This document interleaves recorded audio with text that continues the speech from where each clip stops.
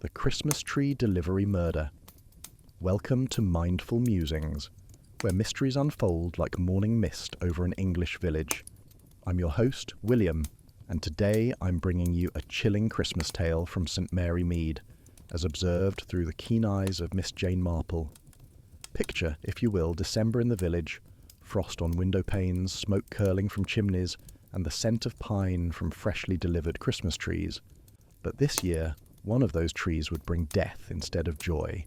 Let me tell you about the Christmas Tree Delivery Murder, a case that proved even the most beloved symbols of the season could become instruments of evil. Chapter 1. The Festive Preparations. Miss Marple stood in the bustling yard of Morrison's tree farm, her breath forming small clouds in the crisp December air. The farm, situated just outside St Mary Mead, had been the village's primary source of Christmas trees for 3 generations. She watched as workers loaded the distinctive red truck with freshly cut Norwegian spruces, their needles releasing that unmistakable pine fragrance that meant Christmas was truly approaching. "A 5-footer will do nicely for my cottage," she told Helena Morrison, the farm's owner, a woman in her 50s with weathered hands and tired eyes that spoke of recent hardships. Helena managed a wan smile as she made a note on her clipboard. "Of course, Miss Marple. We'll have it delivered on the 18th with the others." The operation was impressive in its efficiency. Each tree bore a paper tag with the customer's name and address. Harold Price, introduced as the tree preparation specialist, worked methodically in a converted barn, spraying the trunk cuts with preservative solution to keep the trees fresh. Dorothy Mills loaded the treated trees onto the truck, while Thomas Fletcher, the delivery driver, checked his route list. Miss Marple observed Price working, noting how he handled each tree with practiced ease, the spray bottle of preservative never leaving his gloved hand. There was something haunted about his expression, she thought, the look of a man who had fallen far from where he'd once stood. "That's Marcus Webb's tree," Helena said, pointing to a magnificent 8-foot specimen, premium Norwegian spruce, £150. Her voice carried an undertone Miss Marple couldn't quite identify. Was it bitterness? Resignation? Fletcher looked up at Webb's name, his jaw tightening. "Webb's place is the last delivery on High Street route," he muttered, loading the tree with perhaps more force than necessary. As Miss Marple left the farm, she noticed a well-dressed woman arriving in an expensive car. Catherine Webb, she recognized, Marcus Webb's wife. The woman's face was drawn, her movements nervous as she approached Helena about inspecting tree quality. How curious, Miss Marple thought, that Mrs. Webb would come personally when her husband had already placed their order. The morning of December 18th arrived grey and cold. Miss Marple watched from her window as Morrison's red truck made its rounds through the village. She saw Fletcher and his assistant delivering trees house by house, the truck gradually emptying as they progressed along their route. At 4 in the afternoon, Fletcher arrived at the Webb residence, a grand Victorian house that dominated the end of High Street. Miss Marple, who happened to be passing on her daily walk, observed Fletcher carrying the massive tree to the front door where Marcus Webb waited. Webb was a man in his 60s, prosperous and self-satisfied, his expensive suit and gold watch speaking of wealth accumulated without scruple. "Careful with that," Webb barked as Fletcher manoeuvred the tree through the doorway. "That cost more than you make in a week." Fletcher said nothing, though Miss Marple noticed his knuckles whitening as he gripped the tree trunk. Together, the 2 men positioned the tree in its stand in Webb's living room, visible through the large bay window. Webb tested the stability, adjusted the angle, then dismissed Fletcher with a curt nod. Miss Marple continued her walk, but something nagged at her. There had been tension at the tree farm, undercurrents of emotion she couldn't quite place, and the way Fletcher had looked at Webb, not just dislike, but something deeper, more personal. At 6:30 that evening, the peace of St Mary Mead was shattered by the wail of an ambulance siren. Chapter 2. Death Among the Decorations. Dr. Haydock emerged from the Webb residence just as Miss Marple arrived, having heard the commotion from her cottage. His face was grave, professional demeanour unable to entirely mask his shock. "Marcus Webb is dead," he told Inspector Slack, who had just pulled up in his police car. "Acute poisoning from the symptoms. But the strange thing is, there's no obvious source, no contaminated food or drink, no suspicious substances anywhere obvious." Miss Marple lingered near the gate, observing as the police began their investigation. Through the bay window, she could see Webb's body being photographed where it had fallen beside his Christmas tree, ornament boxes scattered around him, as if he'd been in the midst of decorating when death struck. The housekeeper found him, Slack was saying. She'd been out all afternoon, returned to find him collapsed. The tree was delivered at 4, she says, and Webb was alone after that. Inspector Slack, never Miss Marple's favourite policeman due to his tendency to jump to conclusions, immediately declared it must be suicide or accidental poisoning. But when the forensic team arrived and began their examination, one young technician made a discovery that changed everything. "Inspector," he called, holding up a testing device. "I'm getting unusual chemical readings near the tree. The air quality here shows traces of toxic compounds." Further investigation revealed the horrifying truth. The tree's trunk had been injected with a sophisticated chemical compound, invisible to the naked eye but deadly in its effect. The cold outdoor temperature had kept the poison stable, but the warmth of Webb's heated living room had triggered a reaction. Over the course of 2 hours, the tree had released poisonous gas into the air, gradually filling the room with toxic fumes. 40 trees delivered today, Slack said, checking his notebook. But only Webb's was contaminated. This was murder, targeted and deliberate. Miss Marple stood quietly in the corner as Slack listed those with access to Webb's tree. Helena Morrison, who had selected and tagged each tree for delivery. Thomas Fletcher, who had transported them. Dorothy Mills, who had loaded the truck. Harold Price, who had treated the trunks with preservative. And Catherine Webb, who had visited the farm the day before. 5 suspects, Slack declared with satisfaction. Should be simple enough to sort out. But Miss Marple, remembering the tension she'd observed at Morrison's tree farm, suspected nothing about this case would be simple. The method itself spoke of careful planning and specialized knowledge. Creating a poison that remained stable in cold but volatilized in warmth required understanding of chemistry far beyond the average person's capabilities. That evening, she sat by her fire, her knitting needles clicking rhythmically as she considered what she'd observed. The preparation shed where Harold Price worked alone. The way he'd handled the spray bottle with such precision. His haunted expression that spoke of more than just a difficult life. She thought too of Helena Morrison's bitter tone when mentioning Webb's expensive tree, of Fletcher's white-knuckled grip, of Dorothy Mills's nervous energy, and of Catherine Webb's drawn face.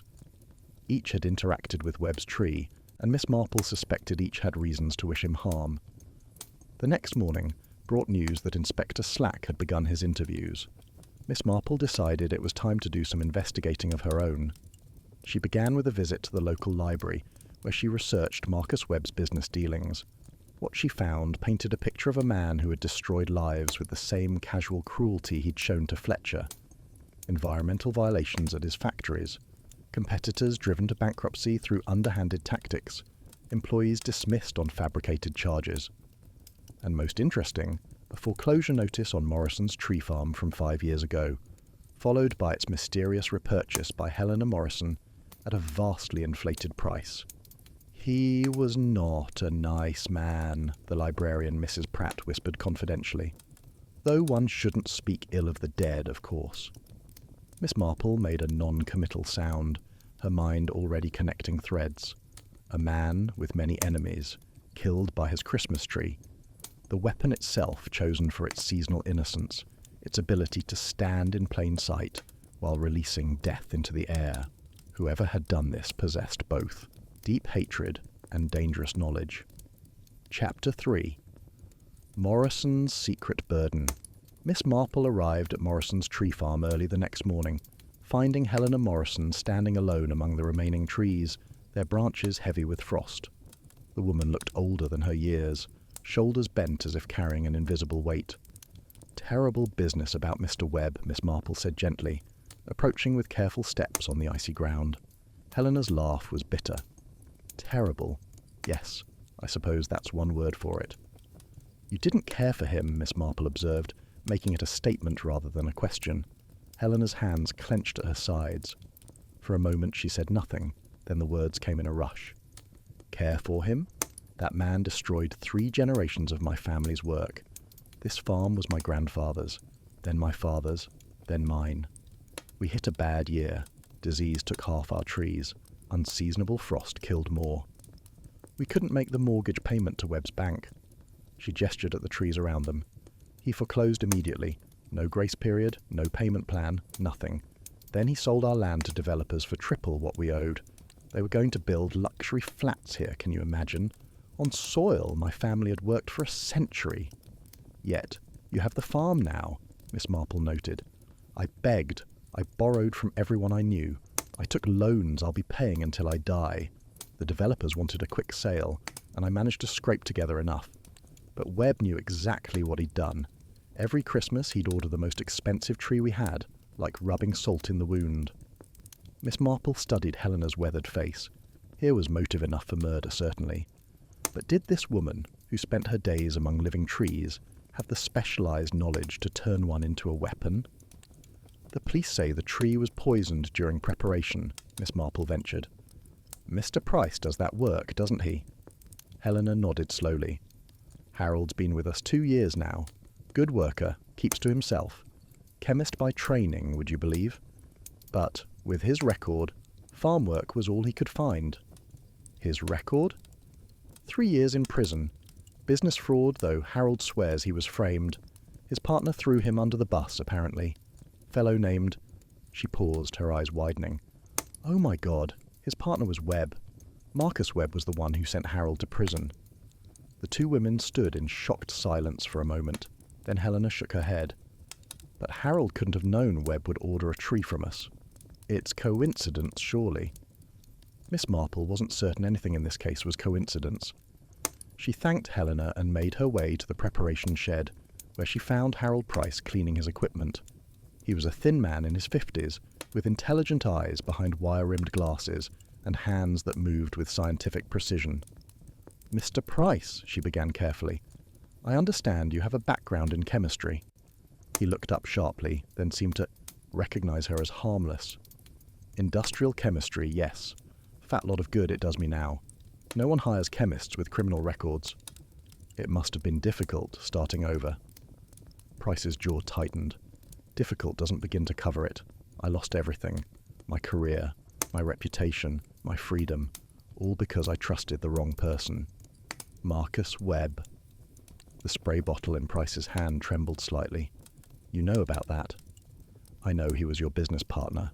I know you went to prison while he walked free. Price set down the bottle carefully, his movements deliberate. We were developing a new industrial solvent, environmentally friendly, or so we claimed. Webb handled the business side, while I managed the chemistry. When the authorities discovered we'd been falsifying safety data, Webb had arranged everything so the paper trail led only to me. That must have created tremendous anger. Anger? Price laughed, but there was no humour in it. Try rage. Try lying awake every night for 3 years planning exactly what you'd do to Marcus Webb when you got out. Then try discovering you're nobody when you're released. No one will hire you. Your skills mean nothing. You're just another ex-convict. He gestured around the shed. So here I am, spraying preservative on Christmas trees. Though I suppose that's over now too. The police will blame me because of our history. Miss Marple observed him carefully. The bitterness was real, the pain genuine. But there was something else in his expression, something she couldn't quite identify. Knowledge? Guilt? Or simply the wariness of a man who'd been betrayed before? The preservative you use, she said. What exactly is in it? Price seemed surprised by the question. Standard commercial mixture. Chitosan, propiconazole, various stabilizers. Helps the tree absorb water, prevents needle drop. Nothing that would harm anyone. Unless someone replaced it with something else. Price's eyes narrowed. That would require sophisticated chemistry knowledge, understanding of volatilization temperatures, vapor pressure, toxicity thresholds. Not exactly common knowledge. But knowledge you possess. He met her gaze steadily. Yes, knowledge I possess. Chapter 4. The Driver's Grudge. Thomas Fletcher lived in a small cottage on the outskirts of St. Mary Mead, a neat but modest home that spoke of careful economy. Miss Marple found him in his garage, servicing his personal vehicle with the same mechanical precision he brought to his delivery work. "Mr. Fletcher," she called softly, not wanting to startle him. He emerged from under the bonnet, wiping his hands on an oil-stained rag. His face, weathered from years of outdoor work, showed surprise at finding the elderly lady at his door. "Miss Marple, isn't it? What brings you here?" "I wanted to ask about your deliveries on the 18th. Such a terrible thing about Mr. Webb." Fletcher's expression hardened. Terrible. Right. He turned back to his engine, but his hands weren't quite steady. "You knew Mr. Webb before he became your customer, didn't you?" The wrench in Fletcher's hand clattered to the concrete floor. He bent to retrieve it, taking his time before answering. "My brother worked for him. 5 years at Webb Industries." "Worked? Past tense." Fletcher's knuckles whitened as he gripped the wrench. "Jack's dead. 6 months now." Miss Marple waited, knowing silence often drew out more truth than questions. "Webb destroyed him," Fletcher continued, his voice rough. "Jack was safety inspector at the factory. Found violations Webb didn't want reported.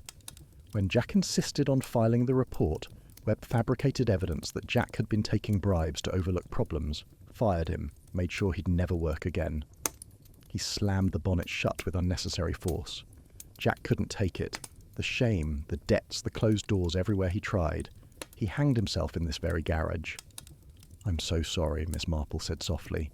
"Webb didn't even send condolences. But he still ordered his expensive Christmas tree every year. Still expected me to deliver it with a smile. Do you know what that's like? Carrying a tree into the home of the man who killed your brother? It must have been unbearable." Fletcher laughed bitterly. "Every year, I'd grip that tree trunk and imagine wrapping my hands around Webb's throat instead. But I needed the job. Helena's been good to me, and jobs aren't easy to find when you're past 50. "You had access to Webb's tree during transport," Miss Marple observed carefully. "All the trees, actually. They're loaded in route order. Webb's was always near the back since he was the last high street delivery. Plenty of time alone with them during the drive." "Did you notice anything unusual about Webb's tree? Any tampering?" Fletcher shook his head. "Looked like all the others to me, though I wasn't exactly inspecting it closely. Just wanted to get it delivered and get out of there." Miss Marple thanked him and took her leave, but she paused at the gate.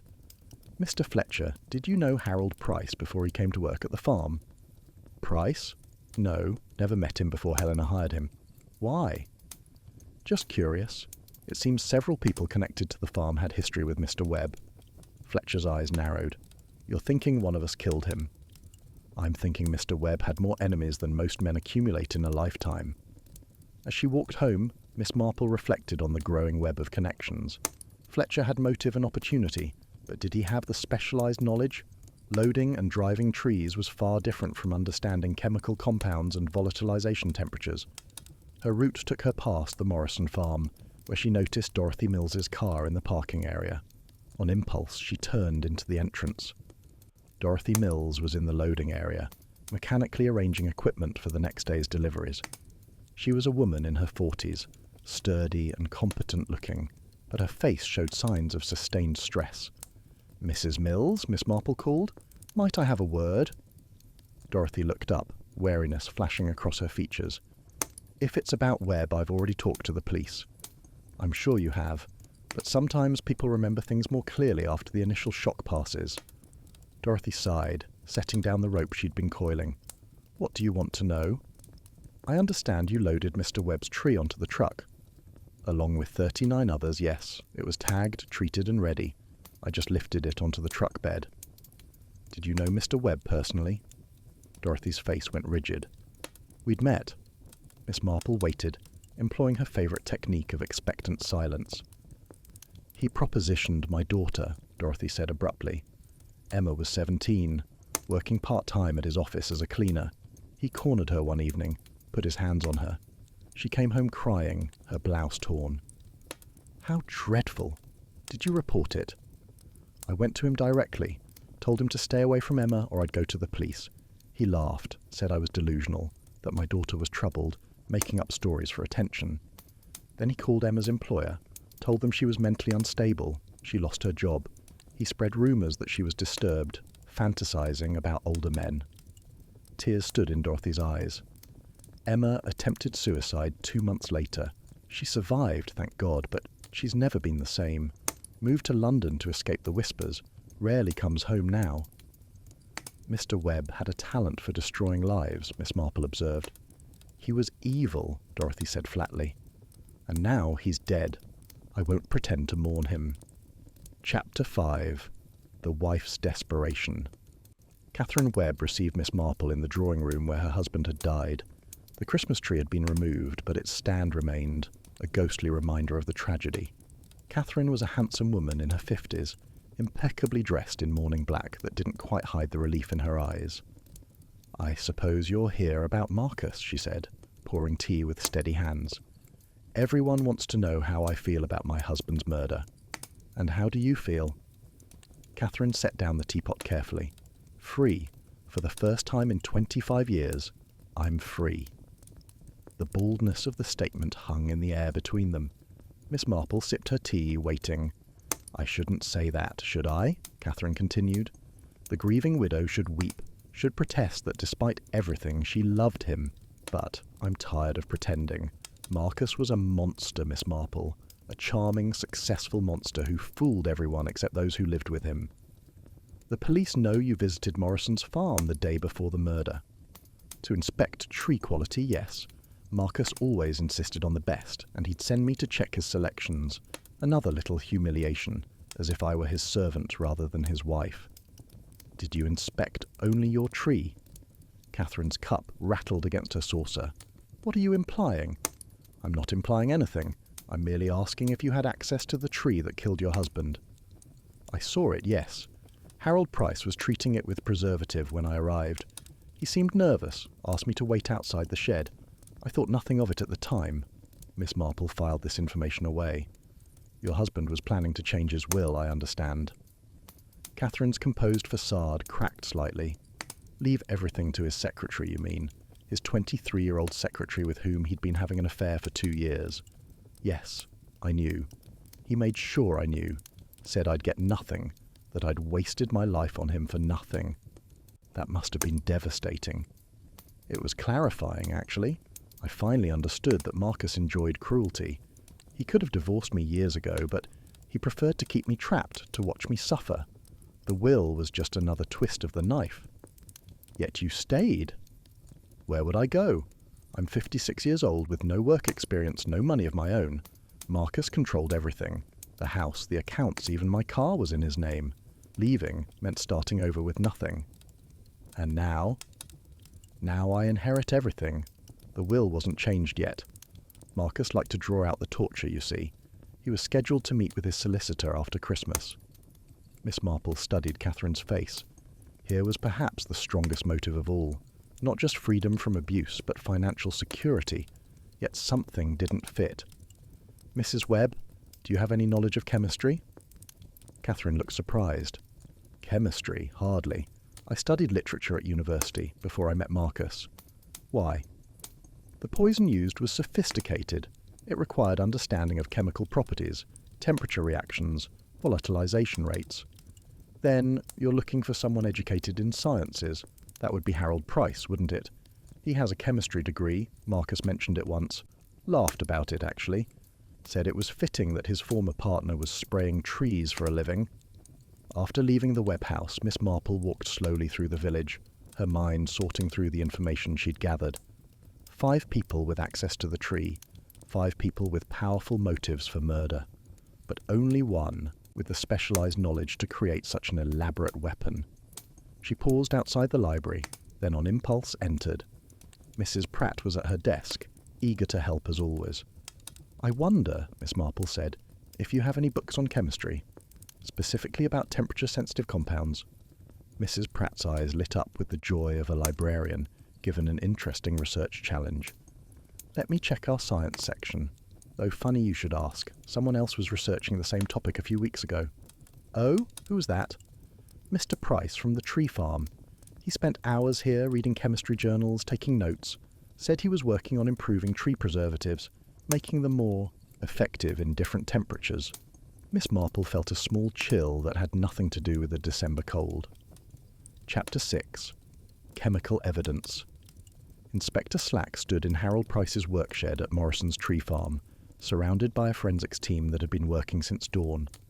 The search warrant had been issued based on Miss Marple's observations, though Slack was loath to admit the elderly lady's insights had been crucial.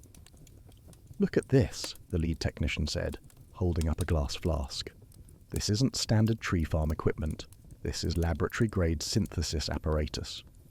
The shed, which from the outside appeared to be a simple workspace for treating Christmas trees, revealed itself to be a sophisticated chemistry laboratory. Behind stacks of preservative containers, the team discovered distillation equipment, temperature-controlled storage units, and most damning, a notebook filled with chemical formulas. Miss Marple, who had been permitted to observe, studied the notebook with interest. The handwriting was neat, precise, with the methodical nature of a trained scientist. The formulas were beyond her understanding, but certain phrases stood out.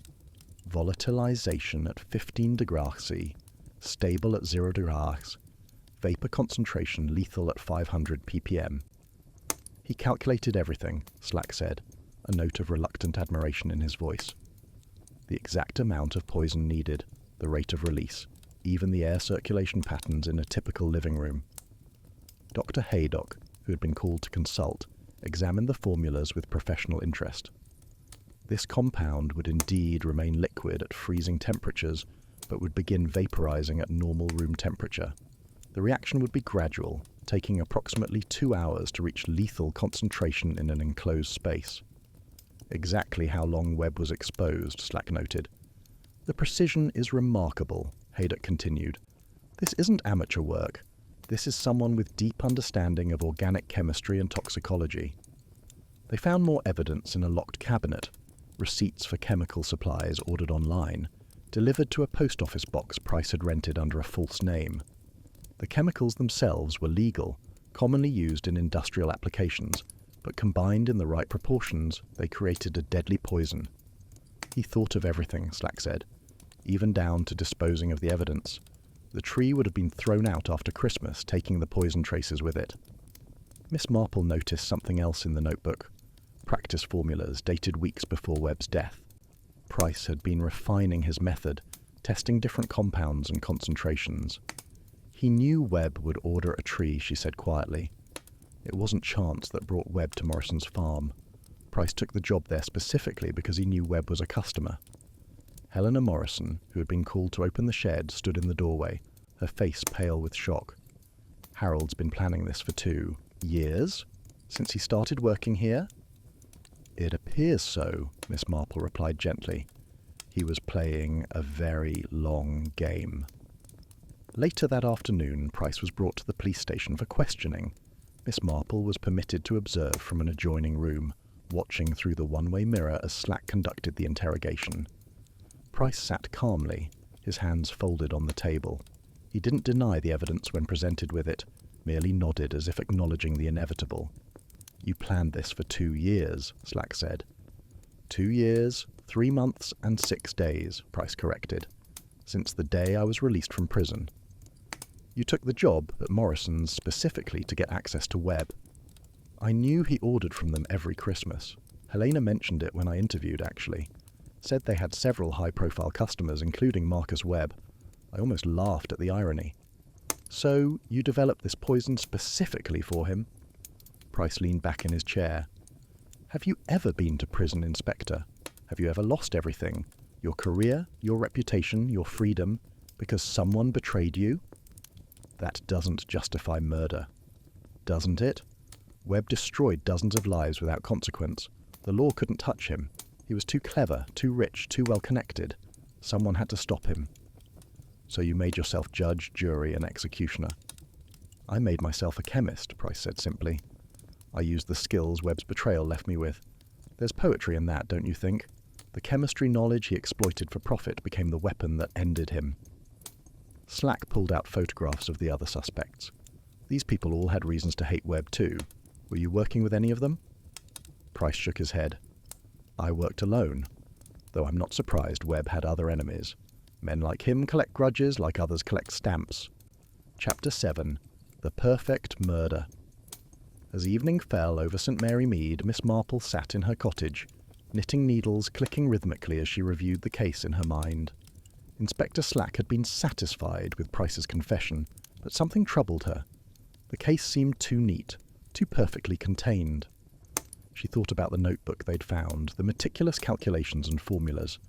Price was certainly capable of creating the poison, but there were aspects of the crime that didn't align with his methodical nature.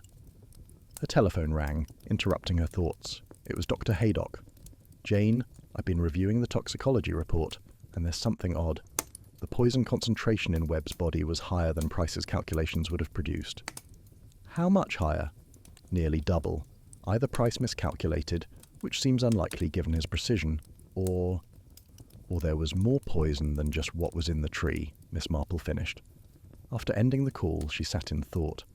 If Price's poison in the tree wasn't the only source, then someone else had also tried to kill Webb that day. But who?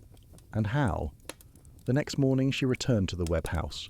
Catherine Webb, still in morning black, seemed surprised to see her. "I thought the case was closed," Catherine said. Price confessed. "To poisoning the tree, yes. But I wonder about other aspects of that day. You were home when the tree was delivered, weren't you?" Catherine's eyes flickered. "I was out shopping. I told the police."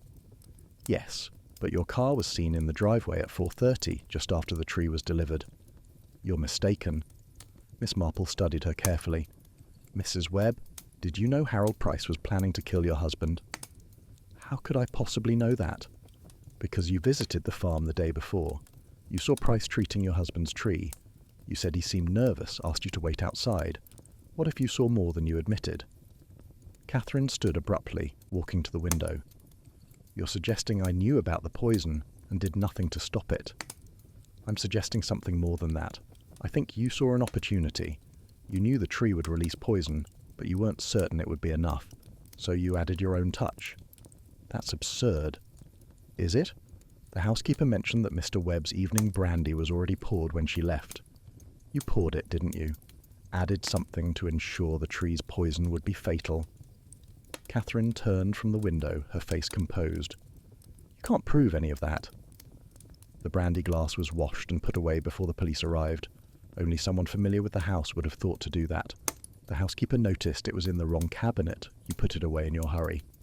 Circumstantial evidence. Perhaps. But if the police test your husband's body for other toxins, specifically the sleeping pills you take, what would they find? Catherine sat back down slowly, her composure cracking. "You don't understand what it was like living with him. 25 years of humiliation, control, cruelty. When I saw Price with that tree, saw him adding something to the preservative, I knew. I recognized the look in his eyes, the same desperation I felt." "So you decided to help ensure his plan worked." "I added crushed sleeping pills to his brandy. Not enough to kill him alone, just enough to make him drowsy, keep him in that room breathing in the poison. I wanted to be certain. I couldn't risk him surviving." Miss Marple studied the woman before her. Two killers, working independently toward the same goal, neither knowing about the other's plan. It was almost unprecedented in her experience. "What will you do now?" Catherine asked. "What would you have me do?" "Price has confessed. He's going to prison. Marcus is dead. Justice of a sort has been served." Miss Marple was saved from answering by the arrival of Inspector Slack, who had come to return some of Webb's business papers to Catherine. He looked between the two women suspiciously. "Everything all right here?" "Perfectly," Miss Marple said. "Mrs. Webb was just telling me about her plans to sell this house." After Slack left, Catherine looked at Miss Marple with a mixture of fear and hope. "Well?" "I think," Miss Marple said carefully, "that Mr. Price's confession stands on its own merits. The case is closed." Catherine's relief was palpable. "Thank you." "Don't thank me. You'll have to live with what you've done. That's punishment enough, in my experience." Chapter 8. Unravelling Deceptions. 3 days before Christmas, Inspector Slack called on Miss Marple with news that Harold Price had provided additional details about his crime. She received him in her sitting room, where a modest Christmas tree, delivered before the tragedy, stood in the corner, its lights casting gentle shadows on the wallpaper. The irony was not lost on her that she sat discussing a murder by Christmas tree, while her own tree twinkled innocently nearby. "Price wants to make a full confession," Slack announced, settling into the chair she offered with the self-important air of a man who believes he's solved a great mystery. His lawyer advised against it, but he insists on explaining everything, says he wants the world to understand why he did it. How thorough of him, Miss Marple murmured, though she wondered if Price knew about Catherine Webb's contribution to her husband's death. Her knitting needles clicked steadily as she worked on a complicated cable pattern, finding that the rhythmic motion helped her think. He's provided a complete timeline, Slack continued, consulting his notebook with obvious satisfaction. He started researching the poison 6 months ago, using the library and online resources. Mrs. Pratt at the library confirms he borrowed dozens of chemistry texts, said he was developing new tree preservation methods. He tested variations on dead wood in his flat, perfecting the absorption rate and volatilization temperature. His landlady complained about chemical smells, but he told her he was working on a patent for revolutionary tree treatment. Such dedication to revenge, Miss Marple observed. 6 months of planning, testing, refining. Most crimes of passion occur in moments. This was meditation on murder. That's what the prosecutor called it. Cold, calculated murder. But Price maintains it was justice. He says the law failed to punish Webb for his crimes. So he became the law himself. Miss Marple set down her knitting, studying Slack's face. Inspector, has anyone else come forward with information? In my experience, when one person breaks their silence, others often follow.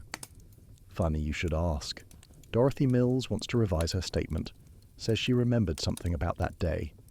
And Helena Morrison has been calling, insisting she needs to tell us something about Catherine Webb's visit to the farm. The next morning, Miss Marple accompanied Slack to the police station, the snow crunching beneath their feet as they walked. Dorothy Mills waited in the interview room, wringing her hands nervously, her face drawn with the weight of what she hadn't said. I didn't lie exactly, Dorothy began, her voice barely above a whisper. But I didn't tell everything either. I was protecting him, you see. Not because we were working together, but because I understood. When I was loading Webb's tree, I saw Price working on it longer than usual. He had a syringe, a large one like veterinarians use for livestock. The needle was thick, meant to penetrate bark. Why didn't you mention this before? Slack demanded, his earlier satisfaction evaporating into frustration. Dorothy's hands twisted in her lap. Because I was glad. When I realized what he'd done, I was glad. Webb deserved it for what he did to my Emma, my beautiful, bright daughter who wanted to study law, who had such dreams. After Webb destroyed her reputation, she couldn't even get work as a shop assistant. Everyone believed his lies about her being disturbed, delusional. Did you see anyone else near Webb's tree that day? Dorothy hesitated, clearly wrestling with how much to reveal. Catherine Webb came by the preparation shed. She watched Price work, then spoke to him briefly. I couldn't hear what they said, but she gave him something. An envelope, I think. White, business-sized. He looked surprised, but took it. Money? Was she paying him? Slack's eyes gleamed with the possibility of conspiracy charges. I don't know. Price put it in his pocket without opening it. But there was something else. After Catherine left, I saw her go to the loading area where the trees were waiting. She had her back to me, but she was doing something near the trees. When she turned around, she was putting something in her handbag. A small bottle, I think. After Dorothy left, Slack turned to Miss Marple, his excitement palpable. This changes things. If Catherine Webb paid Price to kill her husband, she's guilty of conspiracy to murder. And if she tampered with the tree as well, she's a murderer herself. Miss Marple considered this carefully. Perhaps we should ask Mr. Price about the envelope before drawing conclusions, and Helena Morrison might shed light on Catherine's activities at the farm. Helena Morrison arrived an hour later, looking haggard. The strain of the past week had aged her visibly, dark circles beneath her eyes and a tremor in her hands that hadn't been there before. I've been thinking about that day, Helena began, without preamble. Catherine Webb's visit. She said she wanted to inspect tree quality, but she spent most of her time watching Harold work. She knew who he was. I could see it in her eyes, the recognition, the understanding. Did she speak to you about Price? Slack asked. Not directly, but she asked about our employees, how long they'd been with us, where they'd worked before. When I mentioned Harold had a chemistry background, she said something strange. She said, how fortunate to find such qualified help. One never knows when specialized knowledge might prove useful. Miss Marple's needles, which she'd brought with her, paused mid-stitch. Did you see her near the trees after speaking with Price? Yes. She said she wanted to check the freshness of the needles, the stability of the trunks. She spent about 10 minutes among the tagged trees waiting for delivery. I thought nothing of it. Customers often want to ensure they're getting quality for their money. Price, brought from his cell for questioning, looked thinner already, the robust outdoor worker transformed into a pale prisoner.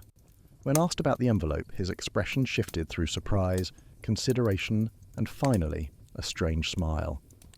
"It wasn't money," he said finally. "It was a photograph." "Of what?" Slack leaned forward eagerly. "Webb and his secretary at the Grantchester Hotel in London, dated 3 weeks ago. They were entering a room together, his arm around her waist. Catherine must have hired a private detective. So she knew about the affair. She knew about all of them. The photograph had a note attached. He destroys everyone eventually, even those who love him. She didn't ask me to kill him.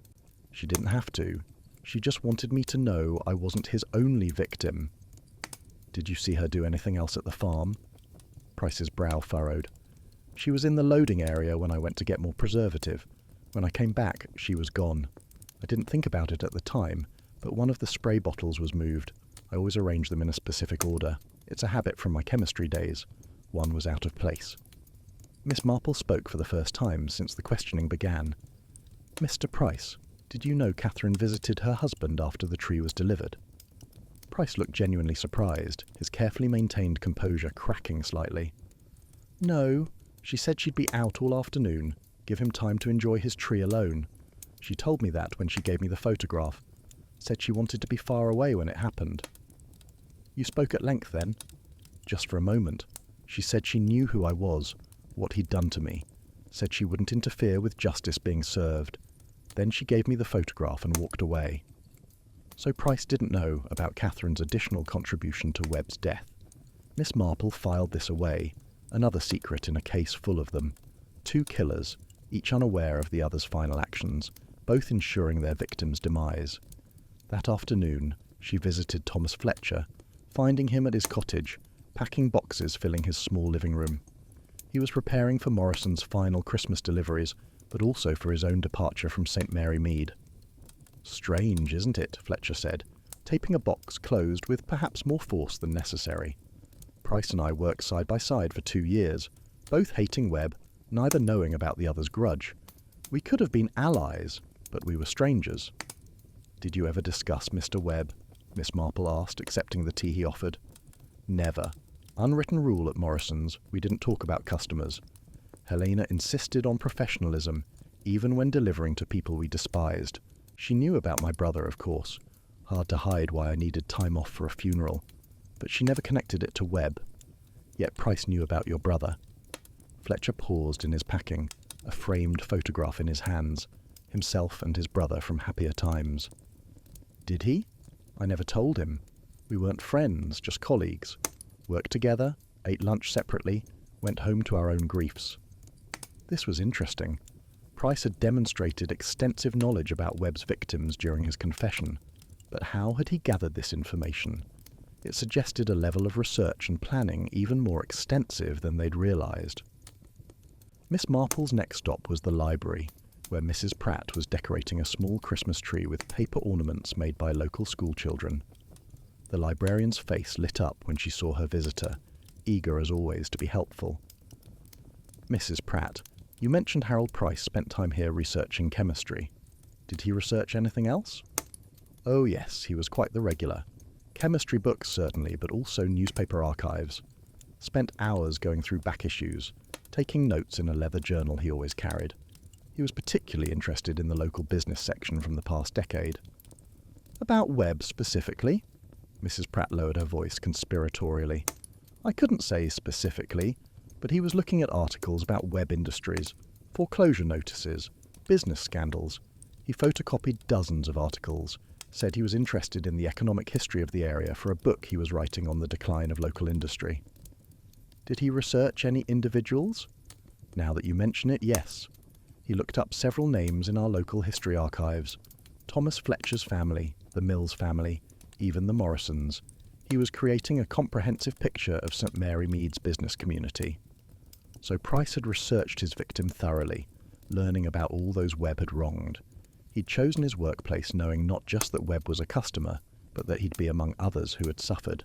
A community of the wronged, unknowingly united in their hatred. "There's something else," Mrs. Pratt added, glancing around as if Webb's ghost might be listening. "About a month ago, Price asked me about plant toxins, said he was worried about accidentally creating something harmful with his tree preservation experiments.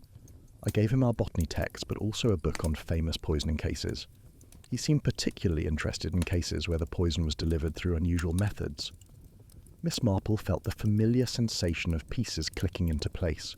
Price hadn't just planned a murder, he'd studied the art and science of it, learning from history's successful and unsuccessful poisoners. The Christmas tree delivery wasn't just convenient, it was inspired by his research into unusual murder methods. Chapter 9. The Accomplice Question. On December 23rd, Inspector Slack arrived at Miss Marple's cottage in an agitated state that had less to do with the investigation and more to do with pressure from his superiors. Snow was falling gently outside, transforming St. Mary Mead into a Christmas card scene that belied the darkness they were discussing. The village looked peaceful, almost magical, with lights twinkling in windows and wreaths on every door, as if the murder had been merely a bad dream. "The prosecutor's not satisfied," Slack announced, stamping snow from his boots with unnecessary vigour. "She thinks Price had an accomplice. The precision of the crime, the timing, the fact that Catherine Webb happened to be out. It's too convenient. She says no single person could have planned and executed something this complex alone." "Yet Mr. Price insists he worked alone," Miss Marple observed, pouring him tea from her best china service, the one with the delicate rose pattern. "He's protecting someone. Must be. The prosecutor wants us to investigate Catherine Webb as a co-conspirator. She's convinced there was a murder pact between them." Miss Marple picked up her knitting, the needles clicking thoughtfully as she worked on what would become a Christmas gift for her great-nephew.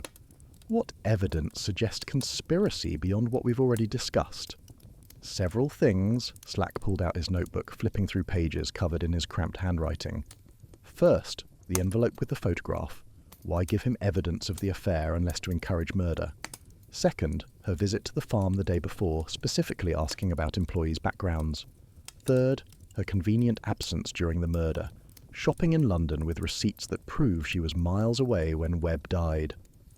"Many wives shop in London, Inspector. It's nearly Christmas." "At Harrods, Selfridges, and Liberty? Spending over £2,000 on clothing and jewellery? The day her husband dies?" That was indeed significant. Miss Marple considered what she knew of Catherine Webb. Intelligent, desperate, trapped in an abusive marriage. Would she have actively conspired to murder her husband, or had she simply recognised an opportunity and chosen not to prevent it? There was a moral distinction, though perhaps not a legal one. "There's something else," Slack continued, producing an evidence bag with a letter inside. "We found this in Price's flat, hidden inside a chemistry textbook. It's from Catherine Webb, dated a week before the murder." He handed her a photocopy. The letter was brief, written on expensive cream stationery. "Mr. Price, I understand you work at Morrison's tree farm. My husband orders our Christmas tree there annually. I wondered if we might discuss the quality of this year's selection. I have concerns about preservation methods and would value your expertise, given your background in chemistry. I'll be at the farm on December 17th. Perhaps we could speak then. CW." "She initiated contact," Slack said triumphantly. "She sought him out specifically, mentioning his chemistry background. How did she even know about that?" Miss Marple studied the letter, noting the careful wording, the subtle implications. "Has Mrs. Webb explained this letter?" "She claims she heard Price was knowledgeable about tree preservation and wanted to ensure their expensive tree would last through New Year's. Says she's particular about holiday decorations, that Webb always complained if the tree dropped needles before Twelfth Night. But that's nonsense, isn't it? Who writes formal letters to tree farm employees about needle retention?" That afternoon, Miss Marple called on Catherine Webb, finding her in the midst of packing. The grand house was being systematically emptied, furniture covered in sheets, valuable paintings already removed from walls, leaving ghostly rectangles of unfaded wallpaper behind. Catherine was packing china, each piece carefully wrapped in tissue paper before being placed in wooden crates. "I can't stay here," Catherine explained, her movements mechanical, practiced. "Too many memories, too many ghosts. I've had an offer on the house already. A developer wants to turn it into luxury flats. There's poetic justice in that, don't you think? Webb destroyed so many homes, and now his own will be divided and sold to strangers." "The police have questions about your letter to Harold Price," Miss Marple said gently, accepting the offered seat. Catherine's hands stilled on the Wedgwood platter she'd been wrapping. "I've explained that. I wanted our tree to last. Webb was particular about appearances. A dropping tree would have meant days of complaints, accusations that I'd failed in my duties as a hostess." "Mrs. Webb, I think it's time for complete honesty. You knew who Harold Price was before you wrote that letter, didn't you?" Catherine carefully set down the plate, her composure cracking slightly like the fine crazing on ancient porcelain. She walked to the window, gazing out at the spot where the tree had been delivered just days ago. "I research everyone who comes into our lives. It's survival when you're married to a man like Marcus. Knowledge is the only power I had." "How did you discover Price's identity?" "I have a private investigator. Have had for years, documenting Marcus's affairs for the divorce I always planned but never filed. When Morrison's hired new staff, I had them checked. Harold Price, tree preservation specialist, was really Harold Ashton, Marcus's former partner, the man Marcus sent to prison." "And you contacted him?" "I was curious. What kind of man takes a menial job at a tree farm after being a successful chemist? Was he broken, plotting? I needed to know if he was a threat to Marcus, and by extension to me." "But you didn't warn your husband." Catherine's laugh was bitter, sharp as winter wind. "Warn him? When I saw Harold at the farm, saw what he was doing to that tree, I realized he wasn't a threat. He was an opportunity.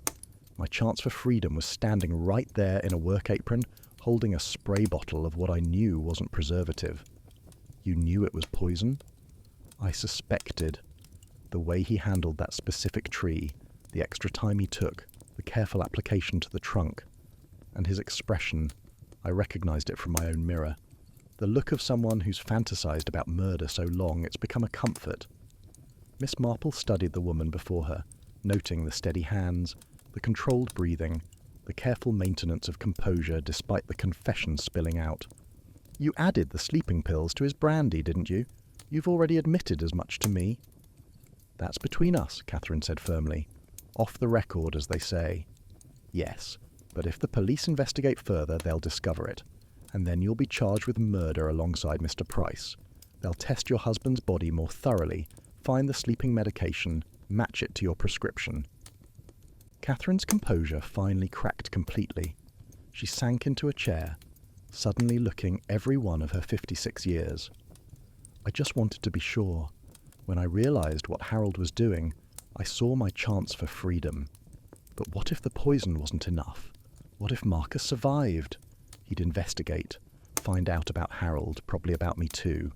He was vindictive that way. He'd have destroyed us both slowly, publicly, enjoying every moment." "So you became a murderer?" "I became free," Catherine corrected, her voice stronger now. "And I'm not sorry. Marcus killed people too, just more slowly. Thomas Fletcher's brother dangling from a garage beam. Dorothy Mills's daughter swallowing pills in a London bedsit. Harold's career, his freedom, his future. My soul, piece by piece, year after year. We're all murderers here, Miss Marple. Some of us just use different weapons." "The sleeping pills, how much did you use?" 5 tablets crushed into powder.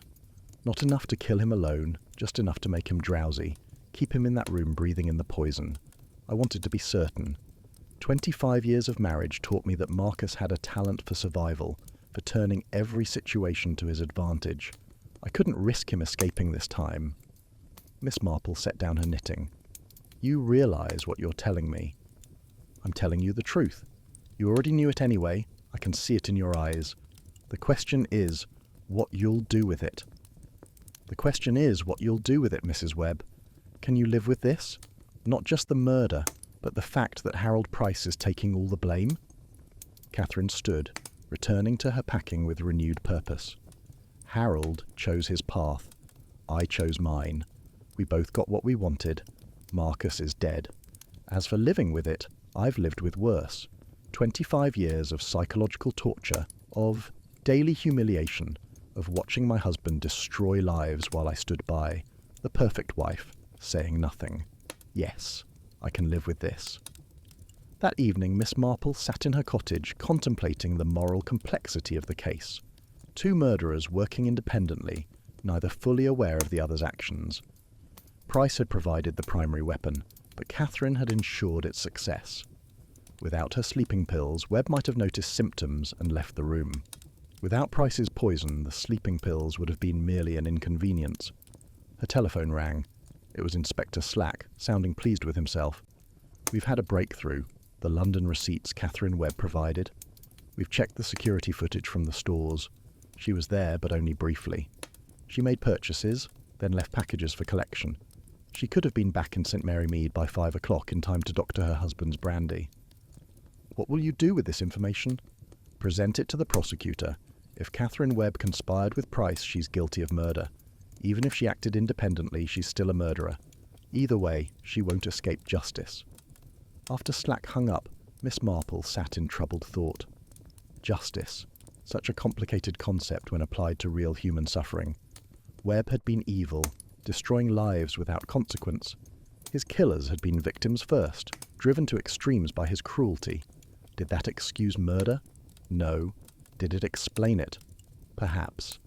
She thought of Lady Macbeth, washing imaginary blood from her hands. Would Catherine Webb find herself doing the same in years to come? Or would she, like some killers, find peace in her crime, viewing it as justice served when the law had failed? Chapter 10. Christmas Judgment. Christmas Eve arrived with a fresh snowfall that blanketed St Mary Mead in pristine white, as if nature itself was trying to cover the dark events of the past week. Miss Marple stood at her window, watching children build snowmen in the square, their laughter carrying on the cold air, innocent and joyful. It seemed impossible that such darkness had touched their village just a week ago, that murder had been committed using the very symbol of Christmas celebration. Inspector Slack called with final news about the case. His voice carried a mixture of satisfaction and frustration that Miss Marple had come to recognise over years of observing police work. Harold Price has been formally charged with murder and will stand trial in the new year. He's refused a plea bargain, insists on pleading guilty to the full charges, says he wants everyone to know what he did and why. And Mrs. Webb. There was a pause, and she could hear Slack sigh through the phone. The prosecutor has decided not to pursue conspiracy charges against Catherine Webb. Despite the letter, despite her visit to the farm, we can't prove prior agreement to commit murder. Her barrister argues she was simply a concerned customer ensuring quality service. The sleeping pills? Without a confession or witness testimony, we can't prove she administered them. The brandy glass was washed, no fingerprints except the housekeeper's from when she put it away. Webb's body showed traces of sleeping medication, but he had his own prescription for insomnia. Could have taken them himself. So she'll face no charges? None. She's free to leave St Mary Mead, start a new life with her husband's fortune. $2 million in life insurance, the house, his investment portfolio. She'll be a very wealthy widow. Perhaps that's a form of justice in itself, Miss Marple suggested quietly. She has to live with what she's done, knowing she took a life, even if it was a life that brought only suffering to others. That's not justice, Miss Marple. That's escape. After the call ended, Miss Marple prepared for the Christmas Eve service, selecting her best hat, the one with the small spray of holly she added each December. As she pinned it in place, she thought about the nature of justice, how it sometimes came in forms the law didn't recognise. The church was beautifully decorated with holly and ivy, red ribbons wound around the stone pillars and candles flickering in every window. A large Christmas tree stood beside the altar, its lights twinkling like stars, and Miss Marple couldn't help but think of another tree, one that had brought death instead of joy. The congregation was fuller than usual, as always on Christmas Eve. Families reunited for the holidays, children fidgeting in their best clothes.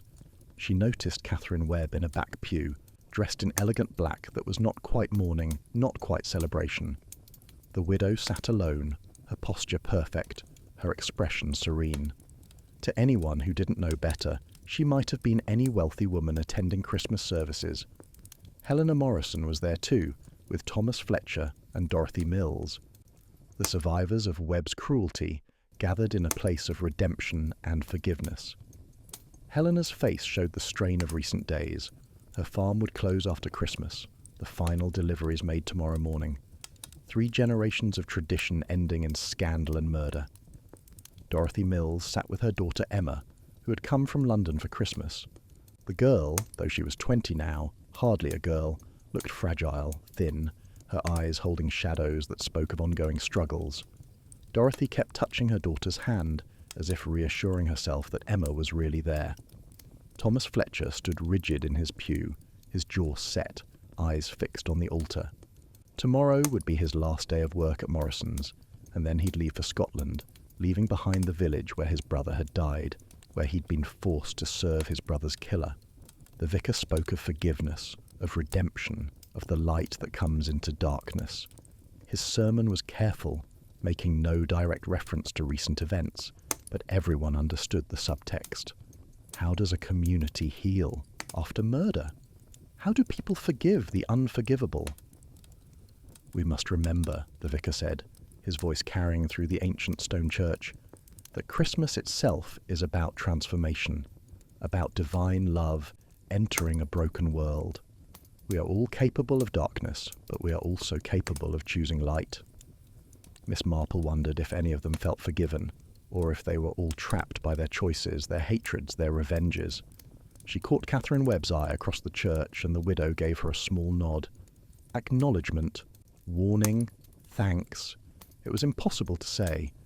After the service, people gathered outside despite the cold, reluctant to separate on Christmas Eve.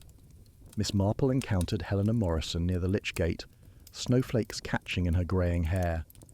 "We're closing the farm," Helena said quietly, her voice barely audible above the sound of church bells. "After everything that's happened, I can't continue. The bank's foreclosing anyway. I'm too far in debt. The final irony is that Webb's bank still owns the mortgage. Even in death, he's taking the farm." "I'm sorry to hear that." "It's almost a relief. 3 generations of Morrisons on that land, and it ends with murder. Perhaps it's fitting. Perhaps some ground becomes too poisoned to nurture life." Thomas Fletcher joined them, his breath forming clouds in the frigid air. "I'm moving to Scotland after tomorrow's deliveries," he announced. "My cousin has work for me there. Fresh start, away from all this." "Running from ghosts?" Helena asked, not unkindly. "Running toward life," Fletcher corrected. "My brother would want me to move forward, not spend my life in the shadow of his death." Dorothy Mills approached with Emma. "We're going back to London together," Dorothy said. "I'm selling the cottage, moving to be near Emma. She needs me, and I need to be away from here." Emma spoke for the first time, her voice soft but steady. "Mum told me what happened, about Webb, about the tree. Part of me wishes I could thank whoever killed him." "Emma!" Dorothy looked shocked. "It's true, Mum. He destroyed my life, and the law did nothing. At least now there's justice, even if it came from murder." Miss Marple observed them all, victims bound together by their shared suffering, soon to scatter like seeds on the wind. The murder had broken something in St. Mary Mead, but also released them from Webb's shadow. They were free to leave, to start over, to heal. That evening, Miss Marple received an unexpected visitor. Harold Price's lawyer, Mr. Whitmore, brought a letter his client had written from prison. The lawyer was a young man, earnest and troubled by his client's case. "He insisted I deliver this personally," Whitmore said. "He also wanted me to tell you that he's refused any attempt at a psychological defense. He says he was completely sane when he committed the murder, and wants no one to suggest otherwise." After the lawyer left, Miss Marple opened the letter. Price's handwriting was neat, precise, the letters of a man trained in scientific accuracy. "Dear Miss Marple, I know you understand more than you've told the police. You see things others miss, patterns others ignore. You know about Catherine, don't you? But you've said nothing. I wonder why.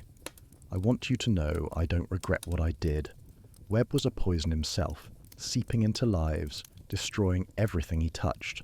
I simply returned the favour. The tree was poetic justice. Something that should bring joy turned into death, just as Webb turned success into suffering for so many. In prison, I've had time to think about the method I chose. A Christmas tree, symbol of family, celebration, life continuing through winter's darkness. I corrupted it, turned it into an instrument of death. Perhaps that makes me as bad as Webb, corrupting something pure for my own ends. But I couldn't let him live. Every day he drew breath was another day of injustice. Another day Thomas Fletcher lived without his brother. Another day Dorothy Mills watched her daughter struggle. Another day Catherine Webb remained trapped in her gilded prison. I know Catherine helped ensure his death. I saw the brandy glass when I delivered trees earlier that week. Webb never drank before 6, yet she had it ready for him at 4. She knew what I was doing and made sure he'd stay in that room drowsy and unaware as the poison filled his lungs. I won't implicate her at trial. She deserves her freedom, even if she helped ensure Webb's death. We were all victims who became killers. Perhaps that's the real tragedy, that Webb's evil transformed us into versions of himself. You wonder why I chose such an elaborate method. Why not simply shoot him, stab him, push him downstairs? Because I wanted him to die surrounded by Christmas, by the season of goodwill he'd perverted with his cruelty. I wanted his last sight to be the tree he'd paid so much for, the premium Norwegian spruce that represented his wealth and status. I wanted him to die slowly, unknowingly, just as he'd killed others slowly with his financial manipulations and psychological tortures. The chemistry was complex but elegant, a binary compound, stable when cold, deadly when warm. It took months to perfect, testing on dead wood until I achieved the exact volatilization rate needed. 2 hours from warm room to lethal concentration.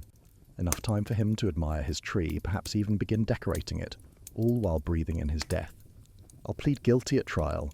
No point in denying what I did when I'm proud of it. But I won't implicate Catherine or anyone else. This was my choice, my revenge, my justice. Merry Christmas, Miss Marple. May your trees bring only joy, and may you never have to breathe the poison of injustice as we all did under Webb's shadow. Harold Price. She folded the letter carefully, placing it in her desk drawer alongside other mementos of cases that had touched her deeply. Price was right. She did know about Catherine's role, the sleeping pills in the brandy, the careful timing, the washed glass in the wrong cabinet. 2 murderers working independently, ensuring their victim's death. But what good would come from revealing Catherine's involvement now? Webb was dead, Price would serve his sentence, and Catherine would live with her guilt. Sometimes, Miss Marple reflected, justice came in forms the law didn't recognize. Sometimes the punishment was not prison but the weight of knowledge, the burden of having taken a life. Late that night, as church bells rang midnight to welcome Christmas Day, Miss Marple sat by her modest tree, knitting needles still. The room was warm, lit only by the tree lights and the dying fire in the grate. She thought about the case, about how a Christmas tree, symbol of life, celebration and family gathering, had become an instrument of death. The Morrison farm tree, carefully selected, tagged and treated, had carried death into Webb's home. The preservation spray that should have kept it fresh had been replaced with poison. The warmth that should have released pine scent instead released toxic fumes. The tree that should have held ornaments and lights had held only death. Such a perversion of Christmas, she murmured to herself, using the season of peace and goodwill to commit murder. Yet perhaps there was fitting symbolism in it. Webb had perverted business into exploitation, success into suffering, power into abuse. His death by Christmas tree was almost mythically appropriate, killed by something that should bring joy, just as he had killed joy in others. There was a terrible poetry to it that she suspected Price had fully intended. She picked up her knitting again, starting a new pattern, a complex Celtic design that would become a blanket for the church's charity auction. Like detection, knitting required patience, attention to detail, and acceptance that some patterns once started must be followed to their inevitable end. Her mind wandered to Catherine Webb, probably sitting alone in her empty house, surrounded by packing crates and ghosts. Would she sleep peacefully, freed from her tormentor? Or would she lie awake, seeing Webb's face as he collapsed beside his tree, knowing she'd helped ensure his death? And what of the others? Helena Morrison, losing her family's legacy to foreclosure, the very bank Webb had controlled still profiting from her misfortune. Thomas Fletcher, heading to Scotland but probably never escaping the memory of his brother's suicide. Dorothy Mills moving to London to support her damaged daughter. All of them victims of one man's cruelty, all of them now free but forever marked by what Webb had done to them. The case was closed, the murderer confessed, the secrets buried with those who held them. St. Mary Mead would recover, as it always did, the scandal eventually becoming just another story in the village's long history. New people would move in, perhaps buy the grand house where Webb had died, never knowing that their living room had once been a gas chamber disguised as a festive space. But Miss Marple would remember the Christmas tree murder, not for its cleverness or its multiple layers of guilt, but for what it revealed about human nature. How suffering could transform victims into killers, how intelligence could be twisted into elaborate revenge, how even the innocent ritual of Christmas tree delivery could hide deadly intent.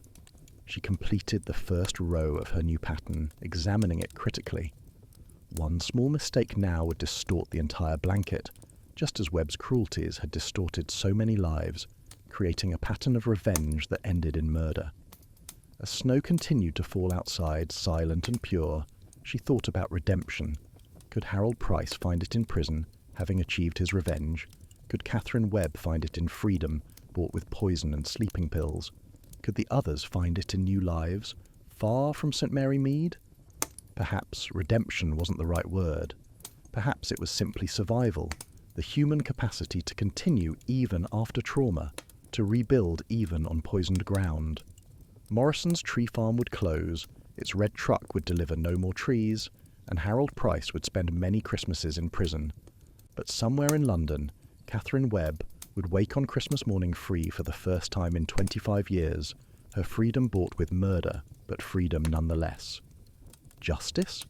Perhaps not in any legal sense, but Miss Marple had learned long ago that human justice and legal justice were often very different things. The law would punish Harold Price for his carefully planned murder, but it couldn't resurrect Thomas Fletcher's brother or heal Emma Mills's psychological wounds. It couldn't give Helena Morrison back her family's farm, or restore the years Catherine Webb had lost to an abusive marriage. Sometimes the best one could hope for was that the living would learn from the dead, that suffering would end even if it couldn't be undone. Webb's death wouldn't bring back those he'd destroyed, but it had ended his reign of cruelty. Perhaps that was justice enough. She set down her knitting and prepared for bed, her joints protesting as she rose from her chair. Tomorrow was Christmas Day, and she would spend it as she always did, quietly, peacefully, observing the human comedy and tragedy that surrounded her. Her nephew Raymond would call from America, her great-niece would visit for tea, and life would continue its ancient rhythm despite the recent disruption of murder. The Christmas tree murder would become another thread in the tapestry of her experience, another reminder that evil could hide behind the most innocent facades, and that even in a village as small as St. Mary Mead, darkness could flourish in the shadow of Christmas lights. But it also reminded her that evil, no matter how powerful, was ultimately mortal. Marcus Webb had seemed invincible, protected by wealth and connections, yet he had died alone, gasping for air in his own living room, killed by the very symbol of the season he'd profaned with his cruelty.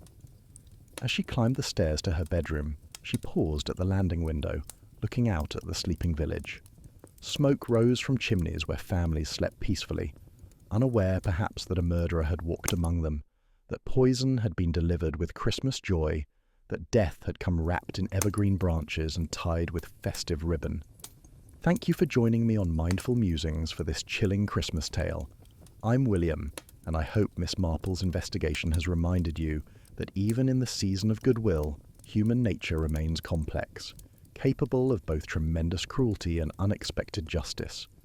The Christmas tree, which should represent life persisting through winter's darkness, became instead an instrument of carefully planned death, proving that any symbol, no matter how innocent, can be corrupted by human hatred. Yet perhaps there's hope in the fact that corruption itself can be ended, that evil men are mortal, and that sometimes, in the complexity of human justice, victims find freedom even through the darkest of paths.